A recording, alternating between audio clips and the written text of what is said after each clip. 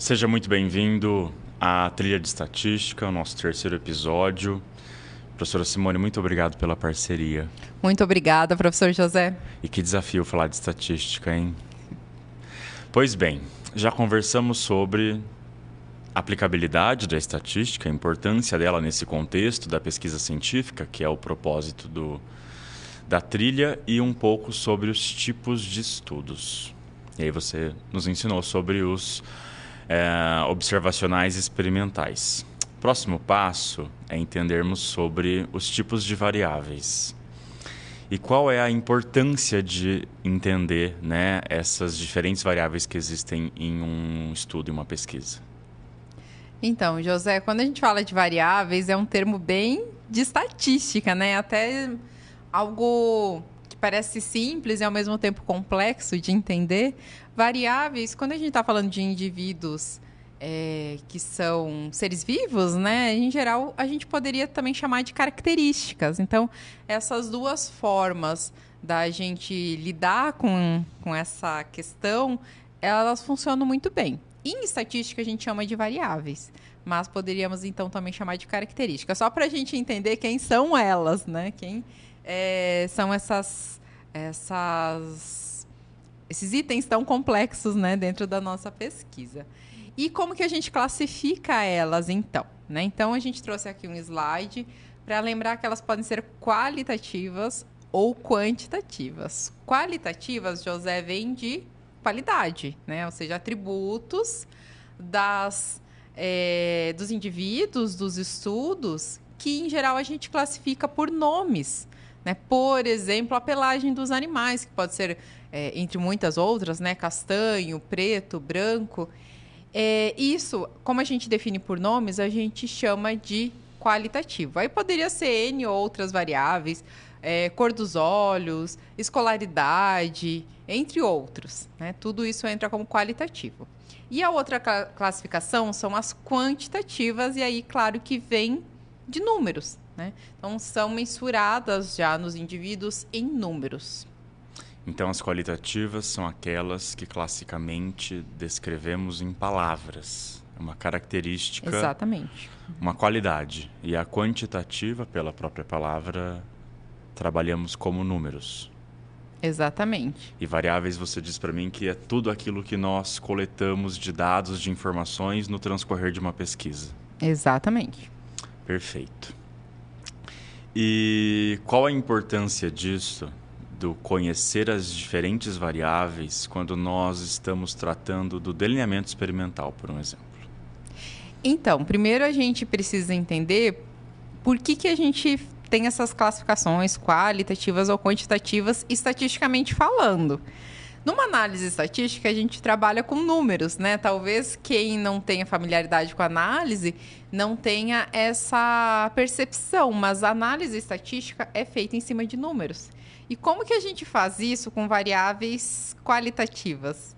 E aí, José, como que a gente faz isso com variáveis qualitativas? Transforma a palavra em um número.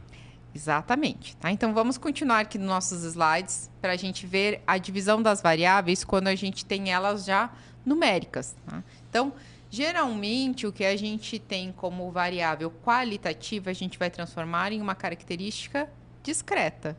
E as variáveis contínuas, né? Aí a gente tem, sim, como variáveis que podem assumir qualquer número. Né? As discretas, a gente tem como exemplo características de contagem, aí poderia ser o grau de uma lesão, por exemplo. Os animais que não têm a lesão 0, grau 1, grau 2, a gente poderia classificar dessa forma mesmo. 0 os animais que não têm, 1 os animais que têm uma pequena lesão, 2 os animais que têm uma lesão grande. Né? Então, a gente tem essas classificações. Contagem, no caso de células, a gente não tem números quebrados, não são sempre números inteiros, a gente realmente conta, né, o número de células.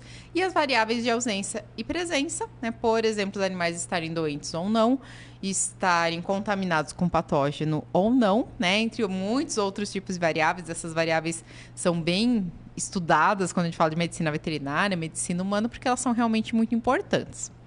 E as contínuas, aí a gente tem aquelas características ou variáveis que são mensuradas nos indivíduos mesmo. O peso, a altura, diâmetro do abdômen, né? Qualquer variável que seja mensurada, e aí pode assumir qualquer valor, porque a gente está mensurando, né? Pode ser número quebrado, pode ser número inteiro. Enfim, é o que a gente mensurou nos indivíduos. Aí sim elas são variáveis contínuas. E qual é o impacto disso no delineamento? Então, aí, vamos continuando aqui nos nossos slides. Primeiro, a gente precisa lembrar que a gente tem vários tipos de variáveis no mesmo estudo. Dezenas. Pelo menos duas. Sim. Quais duas? A variável resposta e a variável que nós estamos estudando como fator de estudo, que popularmente a gente chama de tratamentos. Esse nome tratamentos não é o preferido de todos os pesquisadores da área de estatística, porque lembra um tratamento médico, né? Mas popularmente a gente chama de tratamentos. Pode ser chamado então também de fator de estudo. Primeira coisa que a gente... vamos pensar assim, no menor estudo possível, a gente vai ter uma variável resposta, vamos pensar lá no ganho de peso dos animais, e os tratamentos, uma variável só, que são diferentes dietas que os animais receberam. A gente vai estudar a relação entre essas duas variáveis, e ambas podem ser qualitativas ou quantitativas. Isso é muito importante. A variável resposta, a gente vai falar um pouquinho mais em detalhes disso depois, né? Na verdade, a gente não escolhe muito o que a variável resposta é. A gente vai coletar esses dados. Trabalhar com aquilo que expressa, que é o existe. objetivo do nosso estudo. Se a gente quer estudar com uma doença, a gente já sabe que vai ser uma variável 0 e 1. Os animais vão estar doentes ou não. Se a gente vai trabalhar com ganho de peso, a gente já sabe que vai ser uma variável quantitativa e contínua. E o que vai impactar, então, os tratamentos? Os tratamentos vão impactar muito no objetivo do estudo. Eles também podem ser qualitativos ou quantitativos, e isso impacta diretamente o objetivo do estudo. É aquele casamento que a gente já falou nos primeiros episódios. O objetivo do estudo tem que estar de acordo com o planejamento do estudo, e aí vem a cereja do bolo, vamos dizer assim.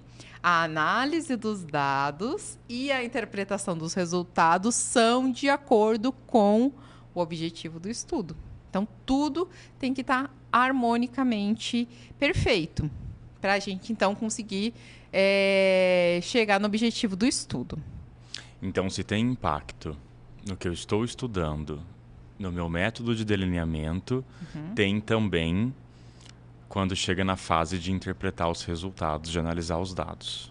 Com certeza. Vamos para alguns exemplos, acho que vai ficar mais claro, né, para todo mundo entender o que é essa diferença de tratamento qualitativo e tratamento quantitativo, né? Então, voltando para o slide, né, tratamentos qualitativos, a gente pode pensar em comparação de médias, quando eu quero comparar diferentes tratamentos. Eu quero saber se esses tratamentos eles têm o mesmo efeito na variável resposta, ou se eles têm um efeito maior ou menor. Eu só quero saber se o efeito deles é igual ou se é diferente. Estou comparando esses tratamentos. Quando a gente pensa dessa forma, a gente já percebe que não tem uma relação entre esses tratamentos. É o tratamento A, B, C e D. A dieta A, B, C e D. Então, eu simplesmente estou comparando se... o tratamento, ou, por exemplo, a dieta nova que eu estou estudando, ou o medicamento novo que eu estou estudando, tem efeito melhor, igual ou pior do que o que a gente está acostumado a usar normalmente, que a gente, em geral, chama de tratamento controle, que é aquele medicamento padrão que a gente já utiliza há muitos anos, ou aquela dieta que a gente sempre fornece para os animais, né, vamos dizer assim, os alimentos bem tradicionais, né, se a gente for pensar alimentação animal com farelo de soja e milho. Então, a gente sempre compara com o tratamento padrão. Estou comparando simplesmente sem fazer inferências em isso leva a um maior ganho de peso. Simplesmente eu quero saber se eles são iguais ou são diferentes em efeito, né, em efeito na variável resposta. E se a gente tiver níveis de inclusão de um alimento na dieta? Ou, por exemplo, níveis de um fertilizante utilizado numa área experimental de gramíneas, por exemplo, de pastagens, né? Então, isso a gente vai conseguir ter uma relação numérica entre os tratamentos. Quando a gente tem uma relação numérica, aí muda totalmente a forma de fazer a análise de dados e a interpretação dos resultados. Por quê?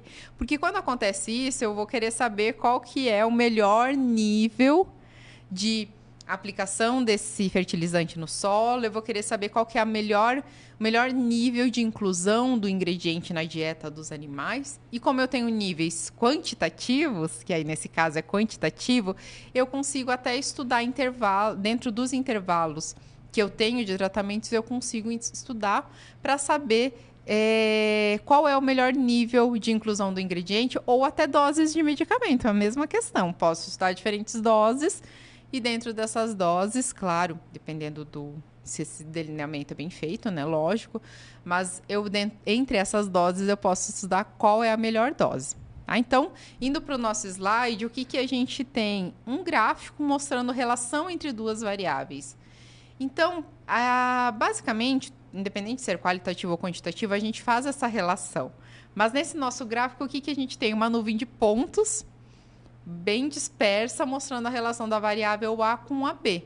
Isso é muito o que a gente tem em relação a tratamentos quantitativos, porque tanto os tratamentos quanto a variável resposta são mensuradas em números, né? Ou seja, elas são quantitativas e a gente consegue estudar melhor essas relações entre essas variáveis resposta e o nosso fator de estudo, os nossos tratamentos. Tudo bem, José? Ficou claro? Está melhorando, mas realmente não é tão simples assim. Mas se nós pensarmos no planejamento, na variável resposta e no número de indivíduos que eu preciso submeter ao experimento ou observar, existe uma influência se eu trabalho com variável quantitativa ou qualitativa, por um exemplo? Então, em relação a tamanho de amostra, né, ou seja, o número de indivíduos que a gente vai usar nos estudos, a influência não é tão grande em relação ao tipo de variável. Por que eu falo que não é tão grande? Porque, na verdade, a gente tem uma influência quando a gente fala da variação da variável que a gente está estudando. Né? Quanto maior a variação, mais eu vou precisar de um grupo de indivíduos maior para conseguir caracterizar bem esse grupo, né? E essa que é a grande diferença, né? Então, o impacto da variável resposta ser qualitativa ou quantitativa no número de indivíduos usados no estudo, ele é sim importante, mas ele não é tão grande quanto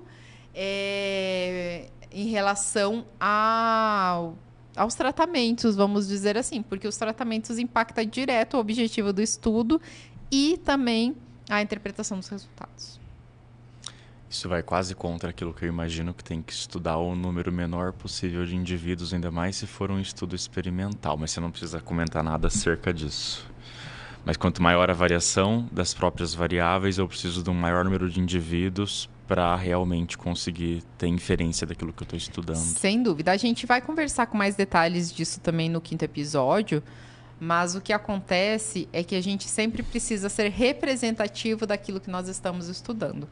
Quando a variação do indivíduo é muito grande, e a gente tem isso em muitas características relacionadas com doenças, essas características de variáveis sanguíneas são muito individuais, aí a gente precisa de um grupo de indivíduos maior, né, um tamanho amostral maior, para conseguir ser representativo.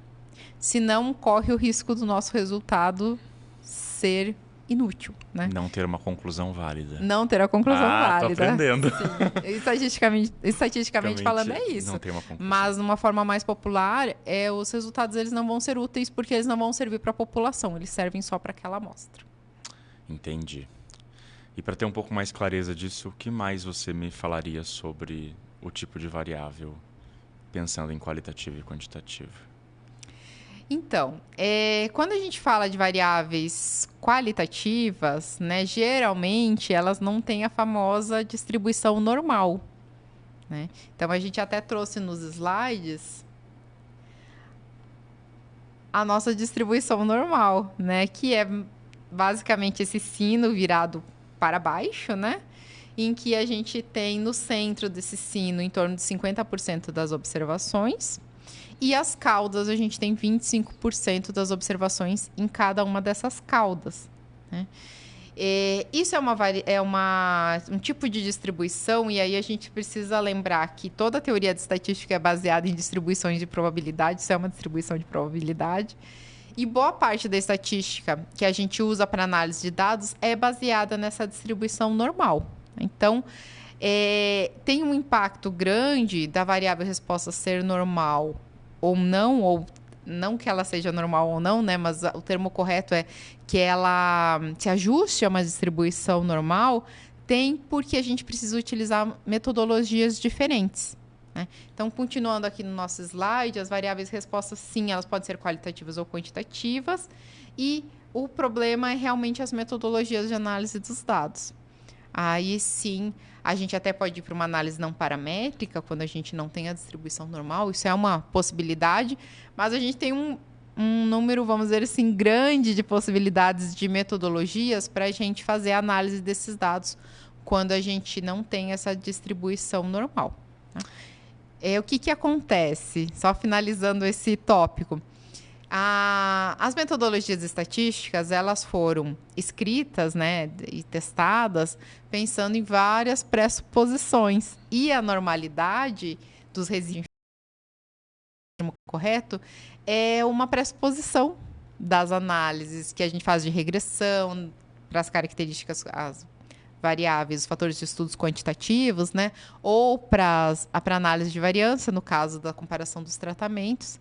E se essa pressuposição não for atendida, dentre muitas outras que a gente tem, então a gente não deveria utilizar essa metodologia. Mas a gente já tem hoje em dia metodologias muito similares e que consideram já que não há essa distribuição normal. Então, a gente tem as distribuições, as análises não paramétricas, mas hoje elas já são uma opção mais distante. Hoje a gente tem muitas opções de análise de dados mais próximas de quando a gente tem, então, uma distribuição normal.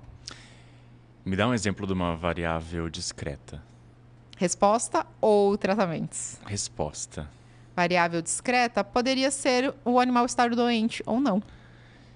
E não tem distribuição normal. Não, a gente só tem mensurações 0 e 1 na população. Aí como fica a nossa curva da normal? Que deveria ter 25% próximo da média, aí 50% próximo da média e 25% em cada cauda. Foge da a gente só tem 0 e 1. Foge. Então, em geral, a gente espera que tenha muito mais zeros do que 1, né? Ou seja, tem muito mais animal sadio do que doente. É o que a gente espera. Mas a gente só tem 0 e 1. E aí isso é um complicador na análise de dados. É um complicador. Na verdade, hoje a gente já sabe que quanto mais complexo for o nosso delineamento de estudo, a gente consegue trabalhar com isso de uma forma mais fácil, porque a gente não trabalha exatamente com a variável resposta, nesse caso, para avaliar a pressuposição de normalidade. Mas é um complicador. É um complicador. E qual seria o caminho para resolver?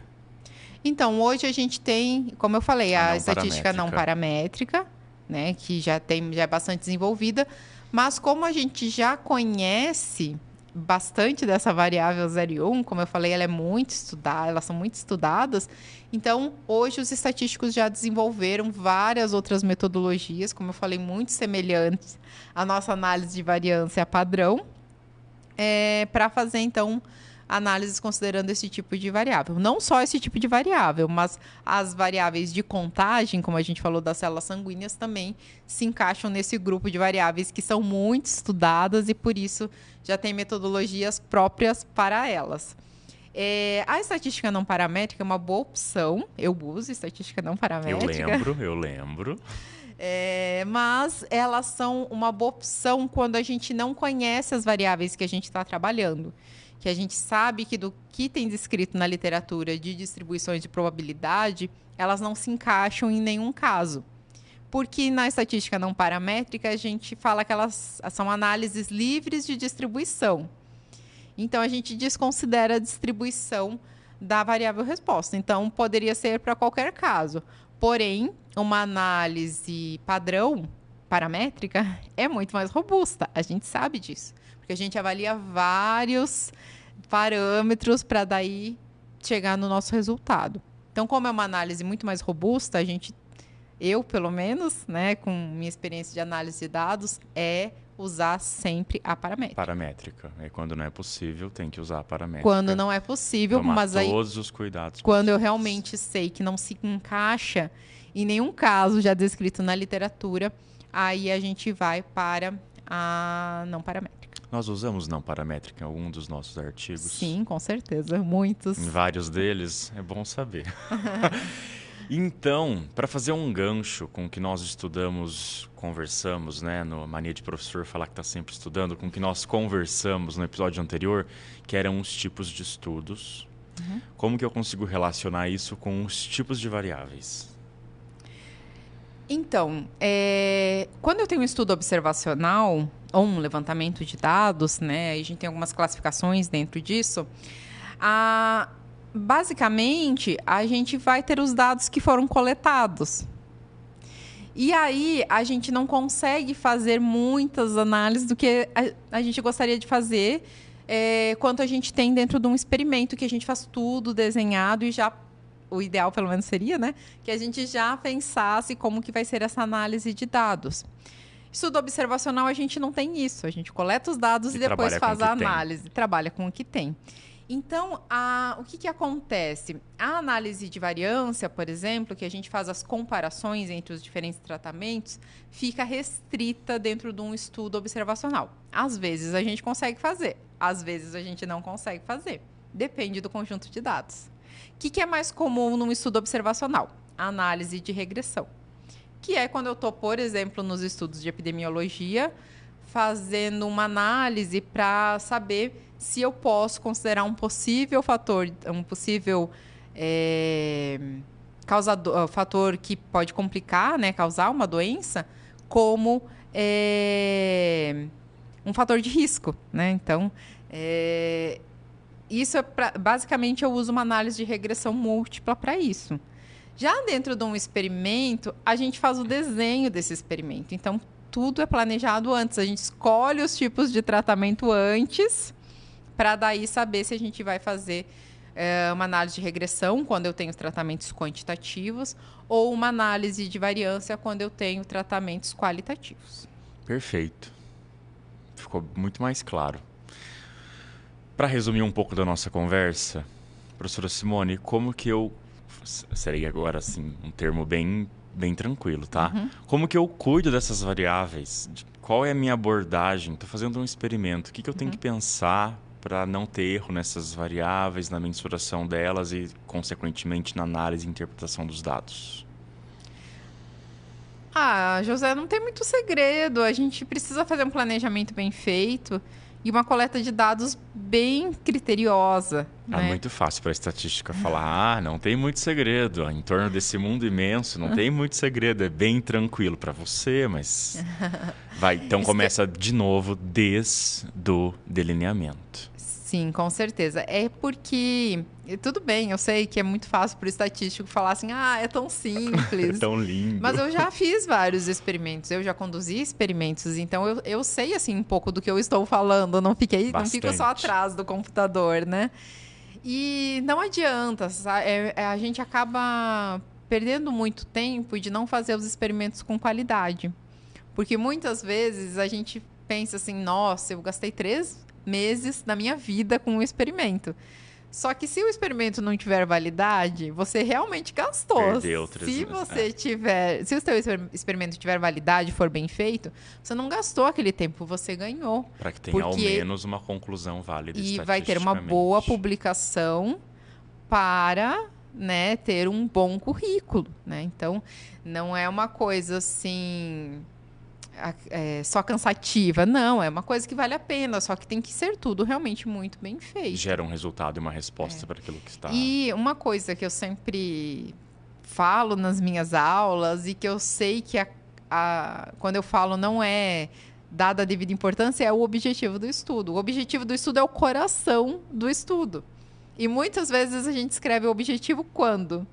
Depois do experimento, né? Sim. Quando está escrevendo a dissertação. O que tem, exato. Até hipótese, o pessoal não trabalha com hipótese, né? Só depois que tem tudo, resolve escrever isso.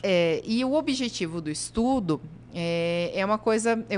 sempre penso, né, que o mais importante dos nossos estudos seria a gente, primeiro, escolher onde quer publicar e fazer todo o planejamento do estudo pensando nisso. Isso é fundamental. Isso serve para todos os nossos episódios, para todas as nossas conversas. Qualquer dúvida vai na literatura, mas nas melhores revistas, né? Zootecnia eu já penso em Animal Science, né? Vou lá no Animal Science e ver o que os pesquisadores estão publicando do assunto que eu desejo estudar, para saber o que eu preciso fazer de um bom experimento e publicar numa revista assim. E a segunda coisa que um pós-graduando sempre deveria ter em mente é quais professores vão compor a sua banca de mestrado e de doutorado. E fazer o trabalho de acordo com isso, né? Pensar assim, os melhores professores da área do país, né? E escolher esses professores e falar assim, eu quero ter um trabalho apresentável para esses professores. E vai desde a prospecção ao delineamento, execução, análise e interpretação de dados. Exatamente. De acordo com o objetivo. A gente vê que essa nossa conversa parece tão simples falar de tipo de tá variável, certo. Mas vai muito além do que a gente está acostumado a pensar e a gente tem que realmente aprender. E aí, isso também, finalizando, né? Essa conversa de agora vale para todos os episódios. Isso precisa ser pensado sempre antes. Não adianta a gente querer depois definir o objetivo do estudo, ou agora eu fiz o meu experimento, vou levar para a pessoa especialista em estatística para fazer a análise dos dados. Não funciona dessa forma. Assim, é o que a gente consegue fazer, né? Isso é uma coisa muito importante, a gente tem que fazer o que a gente consegue fazer. Mas o caminho deveria ser diferente, né? E aí o currículo, com certeza, as oportunidades são diferentes. Para quem se planeja. E pensando em planejamento, em delineamento, professora Simone, muito obrigado pela participação nesse terceiro episódio. Estou aprendendo bastante, confesso. Eu que agradeço o espaço. Algumas concepções. E aí nós nos vemos novamente para conversar exatamente sobre isso, sobre delineamento experimental. Exatamente. Até lá. Até lá, pessoal. Um abraço.